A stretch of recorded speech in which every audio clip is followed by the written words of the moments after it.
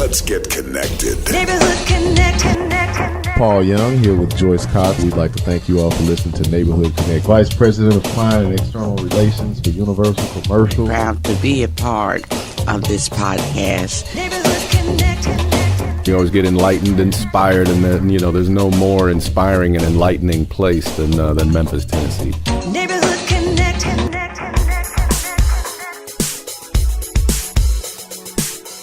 Hello, you're listening to Paul Young here at Neighborhood Connect, and with me I have Miss Joyce Cox. And Paul, we are in the heart of Orange Mound, Tennessee. Heart of Orange Mound here at Red Zone. Yeah. Ready to talk about MEMPHIS 3.0, which we've heard a lot about. I know there's been a lot of activity. We have a great lineup of people to discuss the project and give us an update on where we are. First with us, we have Miss Yancy Villa. She's an independent artist. Welcome, Yancy. Thank you. Glad to be here. Thank you. Miss Ashley Cash. She's the administrator for the Office of Comprehensive Planning for Memphis and Shelby County. Thanks for having me. And also we have Miss Leslie Smith. She's the Advocacy and Engagement Program Manager for Building Memphis. Thanps for having me. Thank you guys for being here. Yes, so, Ashley, where are we? Where are we on this? So we are at the very exciting phase of having wrapped up district planning. So MEMPHIS 3.0, for those who have not been involved or are not as familiar, it's a plan for growth and development. We started at the end of 2016 trying to develop a plan for the city, a long-range plan for the city for the next 20 years. So we're thinking about stuff like land use, redevelopment of neighborhoods, transportation issues, environmental issues, equity issues. But what most people really care about is how will this improve or help their neighborhood? And so we were able to work in what we call planning districts, 14 districts across the city, really doing some small-scale community asset mapping, neighborhood tours. We met tons of great people and really had a good show of community engagement there. I think one of the next step is now that we've wrapped up district planning is the part where we kind of go back and compile all that, look at what we've got, and be able to push back out a plan for the city. But what's exciting, I think, for neighborhoods is the next thing that we're trying to do in our office with community partners is really think about what are the low-hanging fruit opportunities, what are some things that we can do in some of these neighborhoods that can show how planning looks on the ground aside from public meetings. And one thing I really wanted to do today, and I know we've got Yancy and Leslie here too, is to really talk about how the uniqueness of our community engagement strategy hopefully touched and impacted a lot of folks who normally would not be involved in a planning process. And so we had a ton of community partners work with us, and we had 3 artists, and we've got Yancy here representing artists and kind of what she was able to do there. But through all of that work, we were able to engage almost somewhere around 14,000 people, and it wasn't our small office alone. It was all of these other players in the mix. A lot. Yeah, that's good. So Yancy, let me ask you this question. When most people think about improving their neighborhood, art isn't always something that immediately comes to mind. But I know the value now. Why don't you tell us the value of having artists involved in community development? So this idea of embedding artists into the planning process, I thought it was brilliant because it's not that we're bringing art into the communities, but we're injecting some of the creative ways to, help the city planners and help the whole process to get those voices that Ashley mentioned, that of a lot of people who are not normally part of the planning process. Right. So our goal is to create these tools to reach out to these different communities and also different, age levels as well. So that's how the artists were part of the planning process. So, and help me understand. So are you saying you may have put up murals around the city, or some of the youth, were they involved, or how does that work? Okay, so let me tell each of the artists, we're very different, and our tools are very different and very interesting. Like the three of us have totally different engagement tools, but in my case, I decided that that giving value to the people was the most important thing, and also to make it shiny and spark, so people would say, "What is that thing?" Yeah, and it's kind of like the honey.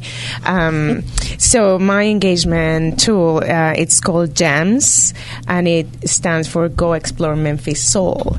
But GEMS, in terms of a precious stone, everybody loves gems. Everybody is attracted to colorful, bright stuff. So the whole engagement is asset based, and so I start with you are a Memphis gem, so people feel valuable, and they you are there to collect their information and to listen. So the more that we can tell people you are very important, you are the most important part of this planning process, and they are willing to share a lot more. So my engagement is very playful. Everything, I just went crazy on the gems idea. So everything, And I just wanted to jump in and say what's I think important about that, and you heard me use my terminology earlier, transportation, land use. What I think Yancy was able to do, and Leslie, is just think about how do those things translate into conversations that people either want to have or things that make sense. So, planners are talking about corridors, so what can we do around the Lamar corridor, and what can we do around the Winchester corridor, where really, we're talking about how can we make your road more pleasant, how can it look better, and what are some things that community members have tried to do in the past, what are some exciting ideas that we can bring from the creative mindset that kind of helps inspire some of that. Right. You're listening to Neighborhood Connect, and we are here with the Memphis 3.0 team. Yeah. Ms. Leslie, I want to bring you into the conversation. What role did Building Memphis and you and your team play in the Memphis 3.0 planning process? So a little bit about Building Memphis. We represent a coalition of CDCs and neighborhood leaders throughout the Memphis community. And as a part of that, working with Memphis 3.0, we wanted to figure out a way that we can empower those exact leaders to be able to engage the residents in those individual planning districts, to get them to, one, first know about this comprehensive plan, know the value of it. When we say comprehensive plan amongst ourselves in our civic world, we all know what that means, right? Yeah. But if you go out to the community and you're an entire stranger and they don't know who you are, they're not going to know what you're talking about. And so what we wanted to do was use the people from that neighborhood to empower residents to go and be engaged at this process, but also learn. Not every day do you get a chance to be a part of this 20-year process. That is coming after a 40-year planning period that wasn't really engaged. So we played that role. We worked with the artist community, the artist partners. We worked with the architects engaged in this process. We worked with the planners. And there are other components that are tied into Memphis 3.0 that we engaged with. But we worked to kind of create a sense of collaborative environment where we're all able to come up with and creative strategies to engage their residents. Everywhere from hosting a meeting with daycare so that the parents can be engaged in making an impact on this comprehensive plan while their children are being taken care of, all the way to hiring local youth in the community to go out and teach other students about what this process means. And so we kind of help to facilitate that process, and also engage with the planners to come up with ways that we can, like Ashley said, come up with a more practical and an effective way to structure what it is that we're trying to do, so we get the desired input in a way that doesn't seem so institutionalized. Yeah. And so with that, can I talk just briefly about kind of two of the big overall things that's come from the process in all of the different districts? we talked a lot about places and what places are important, and I think that's where Yancy's gyms really played a huge role. What are the gyms of the community? And then in a planner perspective, what we are calling those are anchor areas. And so a lot of what we're trying to do is reinvest in areas, redevelop areas, but we all know, and people hear it all the time, the city has a finite amount of resources. And so how do you strategically decide where those resources should go? Resources could be financial, resources could be partnerships, all these different things. It's not always about money, but where does it go and how does it have the biggest impact? And so what we were able to do with community members is really define what those anchor areas are. And so, downtown is one of them. The Glenview area was identified as one. The Orange Mountain area, Lamar and Airways, people identified these, what planners call nodes, but these really important places that are the heart of several communities around. And so from that, we were able to build a vision that said, build up, not out. And by going through all of these different districts and people, some people came to our meetings and that's great, but other people, we could go into places where they were more comfortable, or we, I'm saying the global we, because we, that might be the community partner. In some cases, that might be Build in Memphis, that might be Yancy. So really just understanding where people were and trying to meet them there to make sure that when we're talking about anchors, we're talking about building up and not out, that we are we've had community members identify places that are important to them. So when you speak of gyms, and I'm thinking diamonds, and would you say that the Melrose School is a gym in Orange Mountain? Right. Yeah. Right. So the idea is to, questions like, what are the gems of your community? Right. Let's shine those gems. Let's bring them out. Let's polish them. So everything about like giving value to whatever it is there, and maybe bringing some gems that we still have to discover, or we still have to bring other ideas from benchmarking other cities. So these gyms are essentially the anchors that you just talked about, Ashley. So in our next segment, we're going to have some more community members on. But before we move to that, I would like to hear if Yancy, you or Leslie have anything else that you want to share. And I guess the question I would leave you with is, what did you take away from being engaged in this process? First of all, I think that MEMPHIS 3.0 is wonderful because it really shows the collaboration across all levels, across the city, and it shows what can we do collectively, and it has a larger impact. And another thing that I think is super important is to a call not only for me but for everybody to like really go into the neighborhoods and learn, because sometimes we are just in our little bubble, circle, and we don't realize, what are the other gems in the neighborhoods, and until you are in that neighborhood and you listen to the people, then you say, oh my gosh, this is wonderful.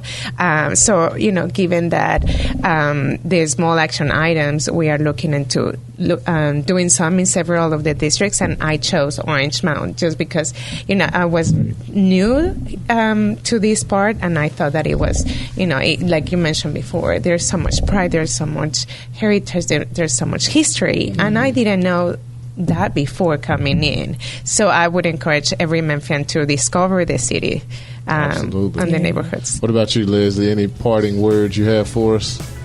Not necessarily a planner, but I'm in the planning world, and one of the big transformational things that I've learned was the power of being heard and how that feeds into the trust factor. When people trust you with their vision, their needs, that's not them just blurting out words. They have desired this for so long, and oftentimes you're going into communities that were neglected for a long time, and now this is their last hope, this is their last chance. And so I've learned the value of just hearing them, not just allowing them to just glaze over me, but truly take their words and advocate that their words make it to where it needs to be done. People are going to trust you once they realize that they've been heard, and it's almost uplifting when you feel like we were able to do something with these words, and it's back into this community. And just discovering that entire process is just transformational to me. All right, awesome. we'll leave it there, and we will be back on Neighborhood Connect.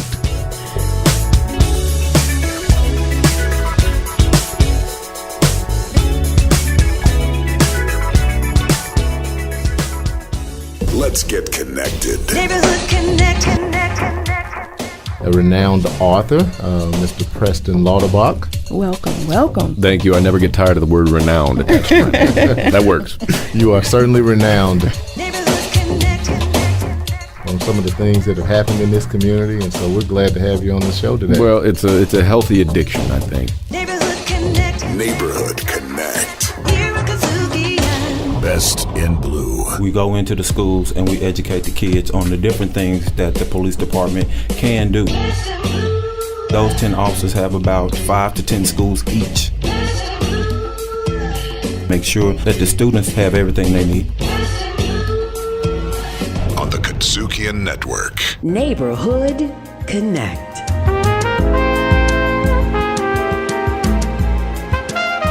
We're back on Neighborhood Connect, and we are here talking about MEMPHIS 3.0. So we have some new people here with us today. We have Roger Ekstrom. He's a planner with the Office of Comprehensive Planning for Memphis and Shelby County. Welcome, Roger. Thanks for having me. As well as Mr. Charles Everett. He's the president of the PTSA for Westwood High School. Welcome, Mr. Charles. Good morning. Thanks for having me. Thank you for being here. So, Ashley, I know that there was a lot of engagement of youth as a part of this, and I know that Mr. Everett and Roger have been deeply engaged in that aspect.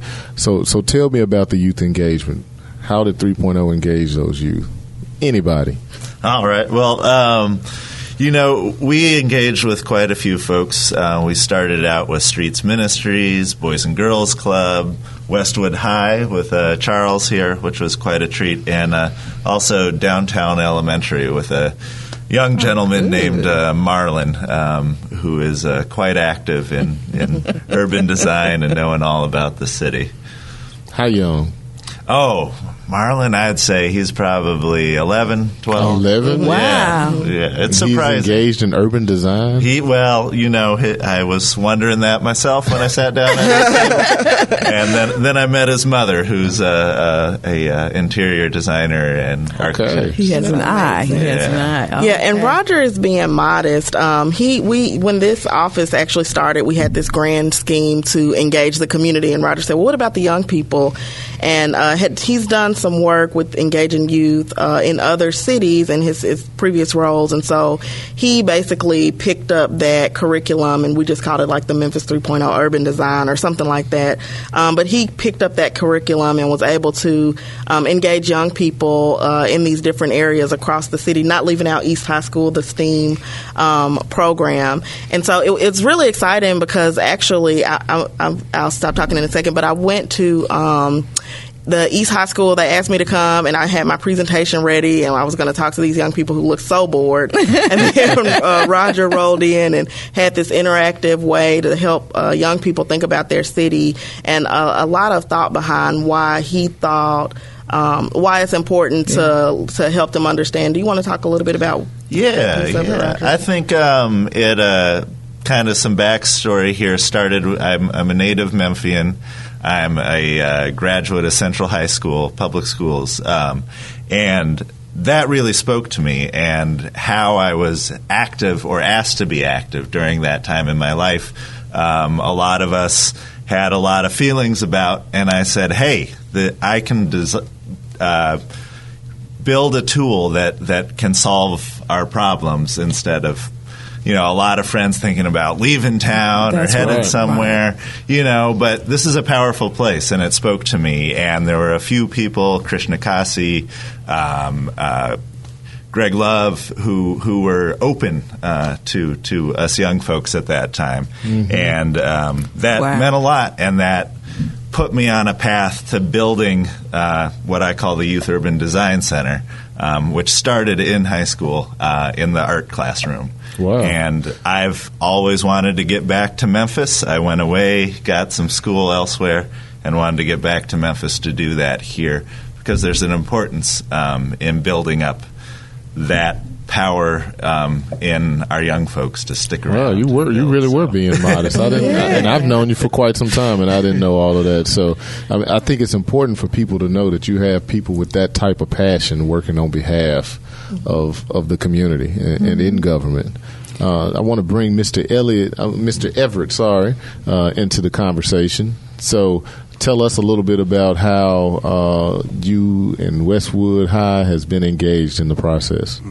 Well, when the Westwood Planning District was first brought in, and we were selected as a neighborhood partner, the first thing that I thought about was bringing in the students at our school, because them being involved in the planning process and civic engagement has been something that has been lacking. So since our young people will be the leaders of tomorrow, I think it's important for them to get engaged early and give them the opportunity to see how the process actually goes, and that will give them more ideas and initiatives for the future. So we brought them in and got them engaged right off the start. And what we initially thought about doing was allowing them to plan their own youth public space, because we know as adults we don't want kids running around the mall when adults are at the mall. So we wanted to design a spot just for them and have them design it. But as we went through the process, we found that they were really in tune with what the neighborhood actually needed. And through their eyes, we were able to actually see some of the visions that weren't real childlike, but they were more adult in their production and presentation. So tell us, how did some of the youth react to this planning process, and maybe tell us, how did they feel about it? What did they say? Well, it started off like, I don't know if I want to be a part of that. But then when we said, we're serving refreshments, I'll be there. So after the pizza and drinks were served, and we actually started getting into it, slowly but surely they started bringing those ideas out, and then the adults that were in the room kind of caught on to some of the things that they were doing as well, and by the time we did the neighborhood tours and the third meeting, they were actually running things, so all we had to do was just sit back and listen. So it sparked that community pride. Yes, it did. And now I'm really going to date myself. And to me, community pride can just be simply keeping your community clean. And when I was young, not too long ago, you couldn't just walk down the street and throw some paper in somebody's yard, because they made you clean that paper, pick it up yourself.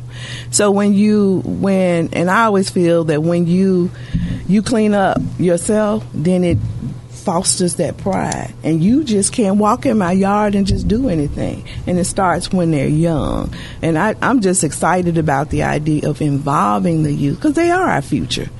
So can you share a few of those tools that you use? I'm excited about that. Well, it's been amazing running into Charles, and it's amazing every time you run into the youth and they start opening up. Right. It does take a little second to get in there and have them be confident with you, but the youth Charles brought to the table and with their ideas, it just was amazing once again. And to get in there, I think I usually start with a couple of old theorists who talk about public space, and I think that gets to what you were just mentioning about picking up the trash. If we're on the street, youth and adult, that interaction can happen. If we're not, that tends to not happen in our society anymore. So we talk about elements in the community where people hang out. Whether that's the corner, the backyard, it matters. And it matters who's hanging out there and the breadth of people who are hanging out there. And that's kind of a tool I use a lot to enter in and start talking to youth in the community, because they're often the ones out there Right. almost most of the time. That's right. Yeah. You're listening to Neighborhood Connect, and we're here talking about MEMPHIS 3.0. And we've had discussions about art and community engagement and youth engagement. And this question is for you, Ashley. At the end of the day, how does this change the universe for Memphians? What changes in our community? What are we able to do now that we will have this plan completed in the next few months? What will change from 2 years ago? So one is we'll have a shared vision. We've been talking a lot about build up, not out, and without getting technical about the city's growth and annexations, what we can say is what that essentially means is let's support what's already here. Let's not try to plan for the folks who are not here. Let's not try to figure out what we're going to build on land that's not even in the city's boundary. But let's look at the neighborhoods that we have, the people that are here, the young people, the old people, the people in the middle, and just figure out how we can better support them. And sometimes that support is really through partnership, but sometimes it is through things like road improvements, things like better public space, making sure that we have vibrant places across the city, making sure that neighborhoods there is an equitable share of investment happening throughout our city. And so what we hope we can see is, one, more neighborhood collaboration. One thing that I just wanted to mention is, and I know this conversation has been really broad, and I hope that y'all have us back to talk about more specific things at specific places. But absolutely, there are the groups, the CDCs, the neighborhood organizations that have been involved in trying to build and improve Memphis for years and years and years, and y'all all know who they are, and they're doing great work. But I think through this process, we've been able to identify some other groups and connect them to other places. So a couple of examples. One, obviously, Charles Everett here, who just talked to Leslie about their their building capacity program and how they can access grants through Community Lift. And then we, in Raleigh, the group there, they wanted to do a lot of stuff around Kennedy Park. And since then, I was talking to one of the planners. I didn't even know this, but they've actually started a Friends for Kennedy Park group and started meeting about how to address that. And then in South Memphis, there's a woman who grew up in Mallory Heights and moved away for a while and moved back, has been trying to get that CDC. I think her mother ran the CDC before, and so she's taking the reins and just trying to get acclimated. And so we did the same thing, connecting her. And so I think one major outcome is the connection of what's actually going on, because Memphis has some opportunity. There are some good things happening here, and so we just need to connect some of those groups to those opportunities to sort of grow the pie of people who are able to do things in the community. And then, like I said earlier, in the short term, what we're hoping to do is have a couple of what we call small action projects around town. We can't do everything everywhere, but identifying a few places to start where people can start seeing some progress and some of these grand ideas in action. So it's a 20-year plan, and we hope that the council adopts it, and we hope that people come out and support and say, this was valuable, this was worth my time. But to really restore the trust and planning for people, I think we have to show what's that short-term action, and hopefully we can come back and talk a little bit more about that. I think that's a great place to leave it, and we will certainly have you back.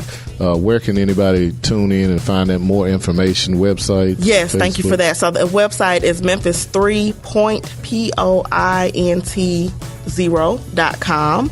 And we've got our updates from all of our district planning stuff where you can see the anchor areas. You can see some of the draft. Right now we're just calling them objectives, and we're trying to update that with the other information. But you can see the goals of the plan. You can see what are some early proposed actions if you go to that website. All right. Well, this has been a wonderful show, and we thank you for listening to the Neighborhood Connect podcast show, and we will see you next time. Thank you guys for being here. Thank you all. Thank you. Neighborhood Connect, produced and hosted by Paul Young and Joyce Cox with the City of Memphis Housing Community Development. Neighborhood Connect, produced, recorded, and distributed by Kitsukian. Thank you for listening to the Kitsukian Network.